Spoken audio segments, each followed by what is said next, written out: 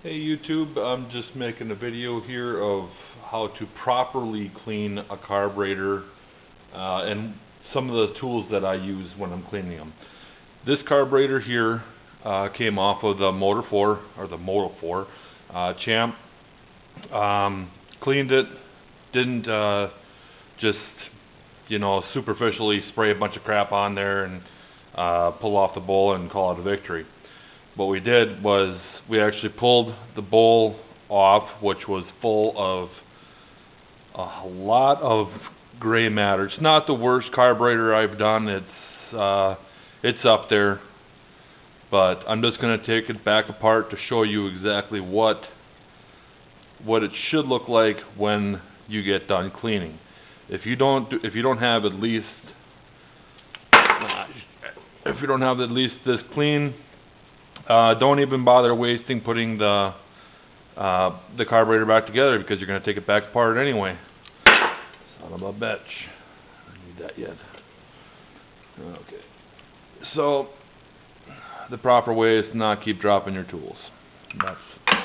Fuck it, it's gone now. Okay, so anyway, as I'm going to drop my screws here, because I ordered a new gasket, because this one was severely dried out, and I'm not gonna put my money on this and say that that's gonna work, because that's not. I'm just sitting it there for right now. The inside of my carburetor here, just the bowl right here, you got to make sure that the passages are clean. There's just extra wells, I should say. They're not actually passages, but a well here, down below there. I'm going to actually use one of my tools to show you. This is the brushes. There's a well here, here, and here. Now these are pretty deep. This is the screw holes right here, here, and here. Obviously you don't have to worry about cleaning them. This is the overflow tube. You're just going to want to make sure that that's clean. Now my brush does just fit in there, and you can pull it out.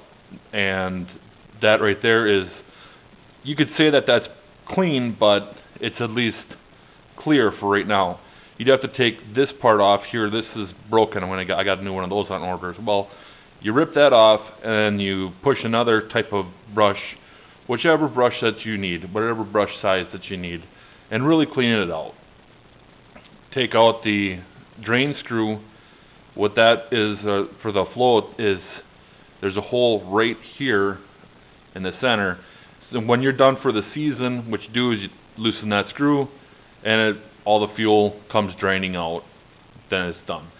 Now this was full of like a gray sludge, which was, I can only imagine something from like an ethanol-based fuel that sat for a long time and had a chance to chew on that aluminum. So what I did is I just kind of cleaned that up with, I have a small Dremel that I use on low speed, and I just gently touch the sides, getting all that, that brown stuff that gets, do I have any left in here? No, I really don't have any left on here. The brown sludge that gets in the bottom, and it gets stuck on the sides, and it's just dried fuel. You know what I'm talking about if you've been into a carburetor. So that's all cleaned out, and it has nothing to stick to. So I'm going to put my screws back in here for right now. The carburetor, now that we got it open, I'm going to start talking about some of the tools that I use to clean it. This is a carb cleaning kit that you can buy either at like Harbor Freight or someplace like that. It's got mini brushes here and just regular. You can use, if you have a welder that you use regularly with cleaning the tips, you can buy one of those, and the tip cleaner is a great tool. I've used one of those for many years. And then I just happened to grab one of these, and some of the brushes, the bristles here are a lot more stiff, and I was able to clean the passages a lot better. So I just picked one of these up. I believe it's like $5. It's for what you're getting and what you'll be able to clean with this tool. Really suggest getting one of these. So, but this is another. These are very fine. Let me see if I can even bring it in.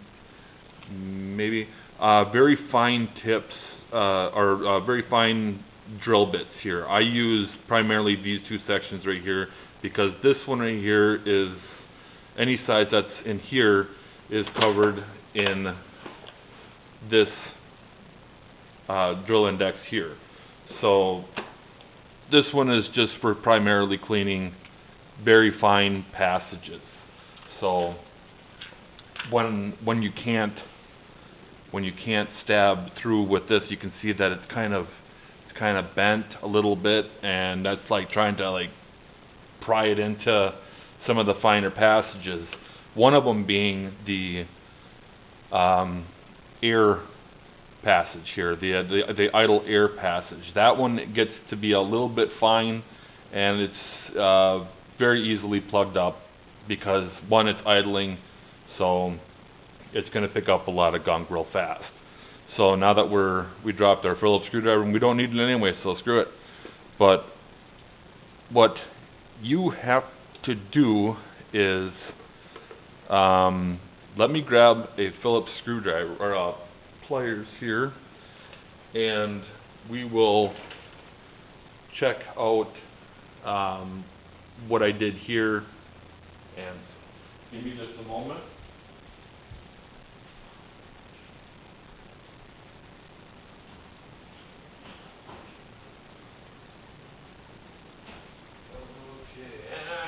We're back. So what I did here was you absolutely have to pull out the float. The floating needle. Now this one had two round ends, and it was just moving back and forth in here. Again, all this was full of that gray matter, which just tore up the aluminum. I had to hammer this just a little bit. If I can get it closer.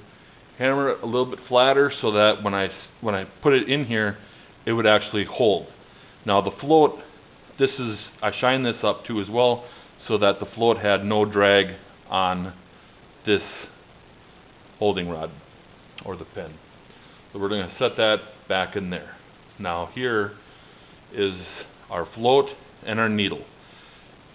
The float does have some of the brown that you might be able to catch on the camera there. You can see the level of, I'm upside down right now, but the level that it was at when it started gumping up. So we're just going to slide off the needle. This needle was jammed in there, and I have this on order as one of the parts that I'm going to replace because the tip, being the rubber tip, most likely is hard as a rock. So it feels a little like it's probably okay, but I don't want to take a chance because I don't want to take the carburetor apart again to find out that it was this thing sticking. That sucks. So we're going to drop that back in there. The floats, we just cleaned those up a little bit. Had a little bit of that brown oil, brown gas build up on it, so that got cleaned up. Now we're going to start pulling. Now we're going to start pulling out the main jet here. The main jet is right here, and everything is stock. Now we had to go through here with. I tried first with my with the finest tip or the finest wire here that I had. Oh, you son of a beanbag. With the finest wire that I had here, and tried to kind of drill it and move it through, and it just wasn't going through. So that's when I go to the finer drill bits here, and I work at the smallest one, working my way up until I get to the point where I can push just the small wire through, and it is now clear, and I'm not sure if I can show that. If you can catch it, cool. If not, no big deal. No, it's clean. And then again with the Dremel, cleaned off all the gunk that was on there. It even ate some of the brass, but this is the original size jet. This is an original Mikuni carburetor, so you want to use original Mikuni parts on them. I'm not saying that, you know, that their other parts won't work. They just might not work as well, or I am telling you that they probably won't work at all in some cases. So when that jet gets pulled out, there is the emulsion tube. Now with the emulsion tube inside here, you can just see, let me open up the choke, you can see that little piece sticking up right there. And since my fingers are snicker fingers, we're going to push that through with something else. Something soft, don't go nuts with it. And we're just going to try to get that out of there so that we can, okay, so we're going to use a little bit of a drill bit here. Only use the soft end, don't go with the drill bit end. And we're just going to fit it and push it through. That's the correct one. It is not. There we go. And sometimes it's a little sticky yet because the aluminum ate the crap out of everything. So here's the emulsion tube. Now you're going to want to go through and you're going to want to clean all these little tiny passages. There is on this carburetor, on this unit, it has, you want to clean the whole inside. This whole inside was just full of just solid gum and gray matter. So using a small drill bit, just kind of slowly sliding it in there, backing it in and out, trying to get some of that to move, cleared it out. Then we went to our finer drill bits. Let me set this down and open this back up. Went to our finer drill bits and cleaned out all these passages that you will see if you ever take one apart. So this is the top part right here is where the needle on the carburetor is going to be slipping in and out of when this is installed on the carburetor. Again, more gaskets coming in. So this was really pretty corroded, and so what I did with this is hit it with the brass brush in the Dremel, low speed. Took that out, got that all cleaned up, super duper, number one. Now our idle air jet, this one was an interesting one because this one is one of the finer points of the carburetor by like finer jets. Not so much this part, but when you get inside there is a super fine jet hole that you have to clear, and that's where these little drill bits come in handy because I actually had to screw it into, I used the smallest one and I had to use a pliers and I screwed it into it and slowly pulled out gunk every time it came out. The flutes of the drill bit were full of gunk, so I knew I was at least making headway. So as soon as I got done with that, everything, it just kind of used the next biggest drill bit. We didn't want to go nuts until I saw all the gunk was cleared. Used my my wire here and cleared it out so that it's completely clean. This again, as you can see, brass brush again, hit that. This one has a hole that basically, if you changing the size of your air fuel jet, this is going to be the one that's going to change your idle, whether it's going to be running a little more rich or a little less at idle. So But we ran the drill bits through here, lengthwise, and then we cleaned out both all the little holes on the side of the jet. Now it is clear, and I'm going to try to show you it being clear, but it might not show up. So what ifs. Next thing was to pull out the, okay, so now the whole bottom end of the carburetor inside the bowl is clear. There is nothing in here left to pull out. So this hole right here is just the overflow, or for moreover like a vent. It's not so much an overflow. If you have fuel coming out of here, you have too much fuel, so you're going to have to bend the tab on your floats. So it's easier just to test it and find the right measurement before you put it all back together. So without taking a lot of it apart here, this is the engine idle screw right here, which I removed. It had it comes out like this. It's a rubber O-ring, a washer, a spring, and then the screw.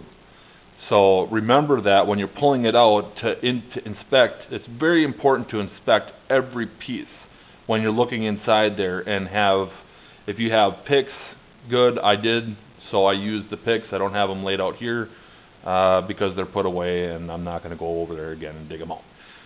This is our air idle screw right here, and because it's after, if this is being your halfway point right here, it handles the, am I saying that right? I believe it. Okay, nope. Engine end, fuel end. Okay, so whatever. Clean it, make sure that it's good. I'm going to say it's the air idle screw, if I'm saying that correctly, because everything has. Okay, so whatever. But now let's get into, so after you remove all these parts right here, these two screws right here, and everything is, we're trying to strip as much as we can off of this carburetor. This hole right here goes directly to our main jet and emulsion tube, and this hole right here, this jet, goes to our air idle. So when you're cleaning those, you should be, and when I say should, you have to be able to see at least the, whatever you're putting through it. Let's say it's the brush. Brush seems to be the thicker ones. Now you should be able to, I'm just going to put it through here. Now if you turn it, you can see the passage going through here, and if we're close enough here to see, you can see the, not small enough, gotta use it here, let's use this. Okay, so we're just going to use this, and when you see it, you should see it come through the mother. Okay, so that one's a little too big. Where's my smaller one?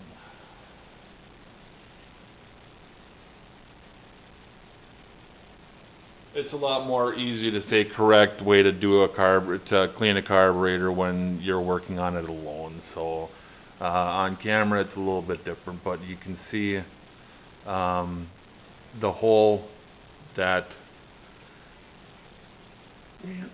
you can see the piece going through the hole. Got to make sure that that's cleaned out. So that's clean. That's clear, cleaned out, good to go. So after everything is somewhat cleaned out, you have all your passages cleaned. What I would do is a 50-50 of water and pine sol. Now, Mama gave me a pot to use and some other old cookware that she didn't like, so I get to do some cooking in the house when I'm So I'm boiling my carburetor in 50-50 water and pine salt. Now, it does turn it a little bit of a color, but I also use brake cleaner, which is cleverly hidden currently at this time. Let me just grab one.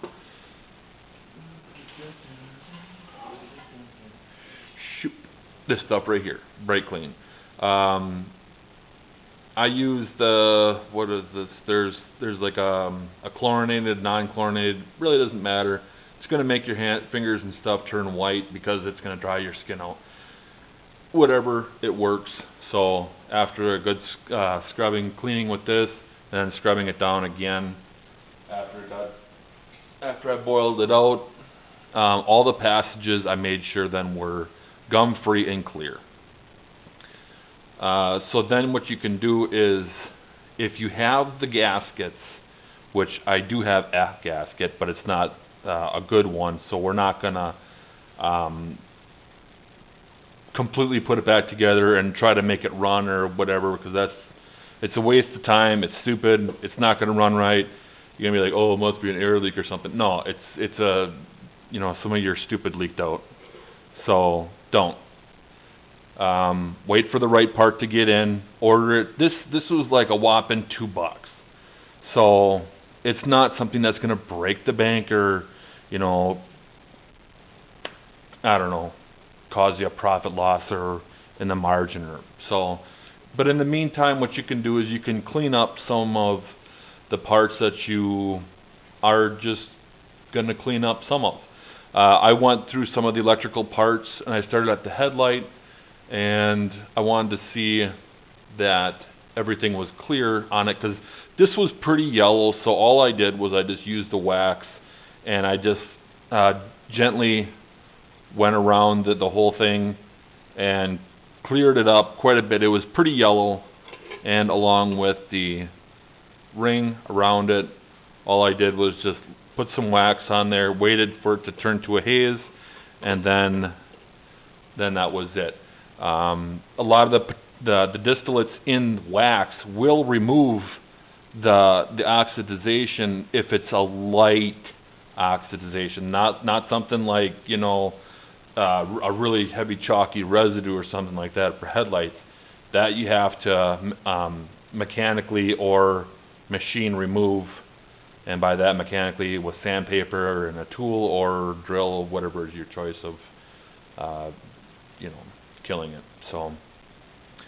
So that's where I'm at right now. I just put the back end on here for more of a bench, just to kind of show what's going on. The wires from here back, everything has been checked and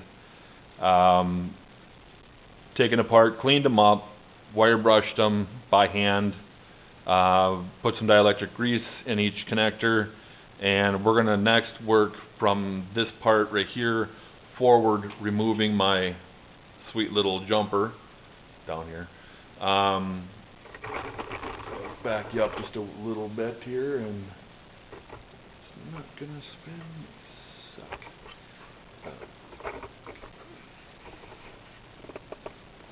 So anyway, we're going to work from here forward on the electrical and really get into the engine portion of it and the rest of the wires. We're going to test the coil. The coil is right here, and it is hooked up. I did get a blue spark, and it was great and fine, well and dandy, but there are values that certain a coil will run and won't give you, you know, optimal spark. So I'm going to make sure that that's going to be shooting optimal spark, and if it's not, then we're going to most likely, and by most likely we are going to pull off the, let me just show you this right here. We're going to pull off this cover right here and clean out the inside of our stator with the flywheel and the magnets. Make sure that all that's clean and give everything a nice cleaning. Later on, when I get the other parts showing up here in the next few days, should be a few days, When I put all the carburetor back together and I set it on there, I'm gonna adjust all the valves, make sure that those are where they should be, and dump the oil, change it before we do anything.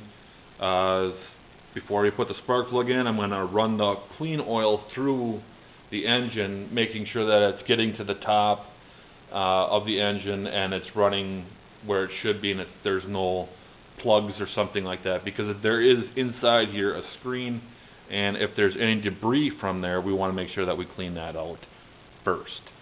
So making sure that it gets oil where the oil's got to go, and then and only then will we put the spark plug on and see if we can get some fire in this thing, which I'm sure it's going to fire up right away almost immediately.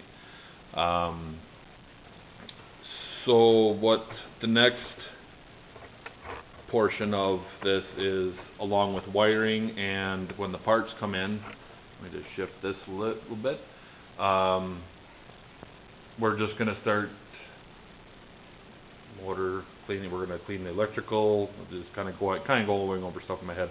Cleaning the electrical, get the motor down here. Start cleaning up some of the parts, little bits here's and there's. We're not going to go full nutty buddy just yet, and start putting everything together and see if we can get it to rip. So this is not something that you can, I mean, yeah, you can put it together, make it run. I could do that. I could make the thing run right now, but it's going to run like crap. I know it will. So there's no point in trying to push or force for whatever reason. We're not going to try to get this thing up and running as fast as we can. We're going to make sure that we do it right the first time and not jank it up and look like a dumbass. So anyway, well, have a good one, and we will. My voice is cracked. Have a good one. We will see you again soon here after the carburetor's back together, put on. We'll drop another one real soon. Have a good one. Take care, guys.